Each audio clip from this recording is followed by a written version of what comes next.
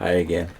In Armageddon Now by Dwight Wilson, we're in chapter 7. We're beginning chapter 7 now, entitled The Century's Greatest Event.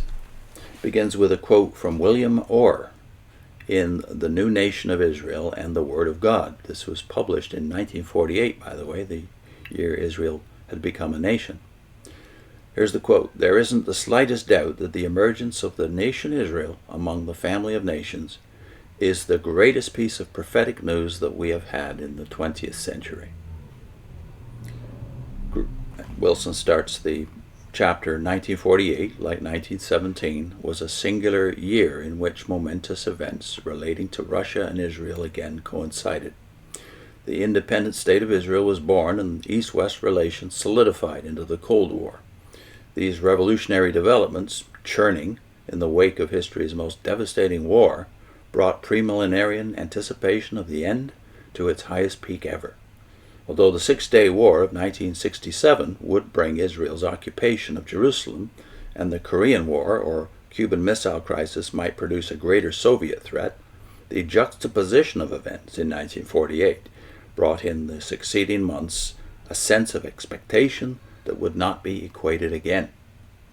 Premillenarians in general had faced the advent of World War II with the assurance that the war was part of God's prearranged plan of history.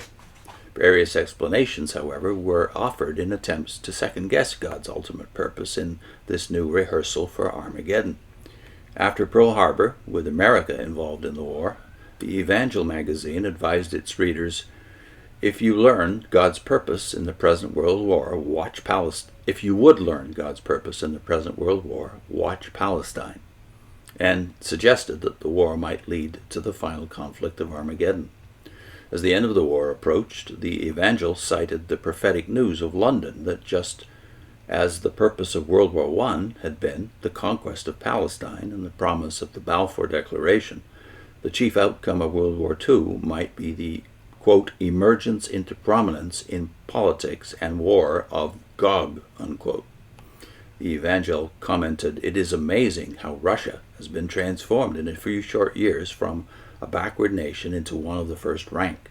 There is no doubt that Russia could become a formidable threat to Palestine and any combination of states which might array themselves on Palestine's side," end of quote.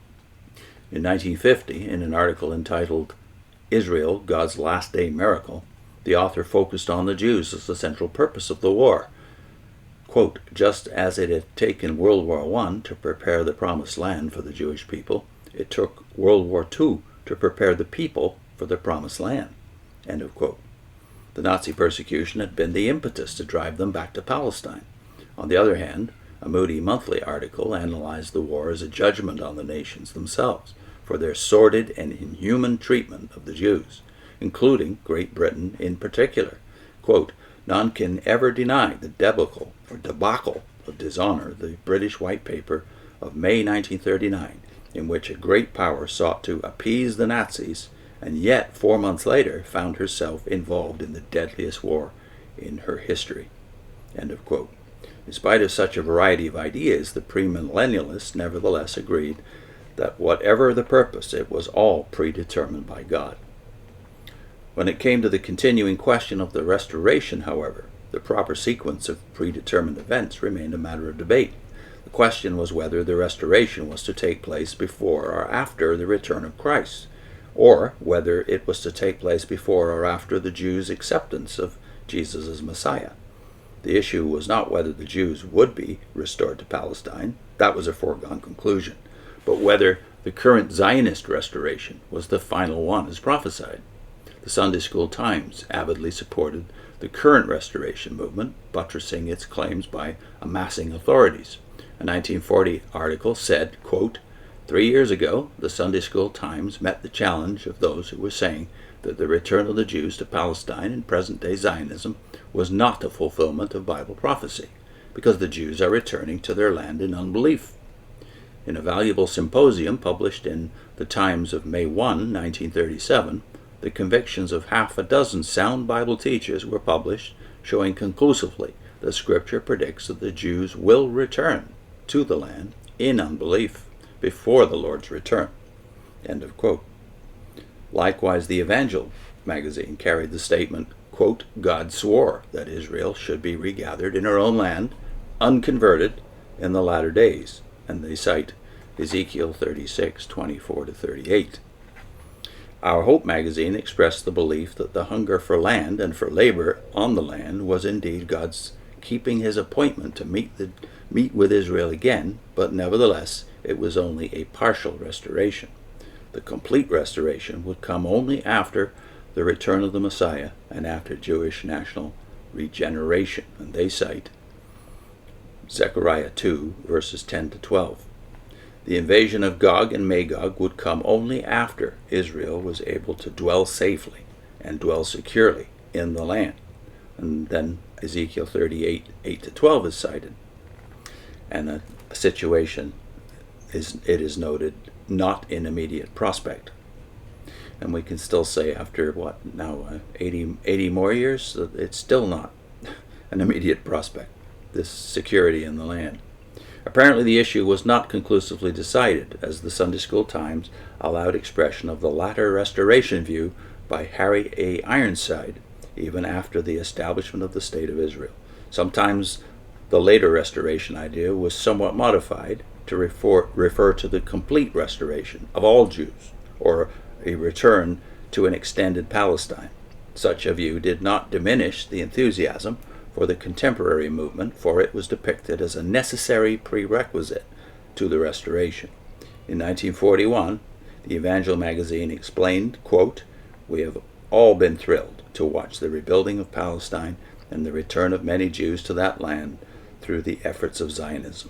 But let us remember that Zionism alone is doomed to ultimate failure. God's word teaches that Jerusalem shall be trodden down of the Gentiles until the times of the Gentiles be fulfilled. And they cite, of course, the text, Luke 21:24. Not until Christ returns will the Jewish nation go to Palestine as a whole, nor will the Jews get full sovereignty over that land. Jewry needs to know this. This is Wilson again. This evidently reflected the view of the Evangel's editor. But by 1948, the Evangel was again able to see God in the movement. Quote, They think it is the skill of their political schemings that has gotten them a Jewish state. But behind the scenes, it must be that God is opening the way for the Jews to return to Palestine in greater numbers. End of quote. However, only 2 months before Independence Day, the Evangel was still predicting, quote, the Zionists will never get the Promised Land by their own political schemings and their own armed might. They will get it when they welcome Jesus of Nazareth back to earth as their Messiah. End of quote. Lewis T. Talbot in The King's Business saw in secular Zionism the coming together of Ezekiel's dry bones, which would later be completely regenerated by spiritual breath from God. There was little or no decline in premillenarian support of Israel as a result of these conflicting interpretations of Scripture. Enthusiasm might vary from a high of ecstatic euphoria to a mere thrill of observation, but even the least enthusiastic, Our Hope magazine, would after the fact, be able to say in 1949, quote, even if the nation of Israel should be temporarily dispossessed of the portion of the land over which they now hold sway, this would not invalidate for one moment the fact that Palestine is to be eventually turned over to them in its entirety. Put in a link to JW's, Jehovah's Witnesses, and Ezekiel 36, part of our Paradise Lost playlist, by the way, which if you're looking for a playlist on our channel that covers most of the Paradise texts that witnesses use to vivify their gospel or good news when they're talking to others outside the movement. That playlist is now 19 videos, and this is the one on Ezekiel 36 explicitly, where the vindication of God's name is tied to something that you don't talk about or think about as a witness, namely the restoration to the land of the people in the diaspora, Israel, that is. And the when is not the issue. The issue is the why, the vindication of God's name. See you next time.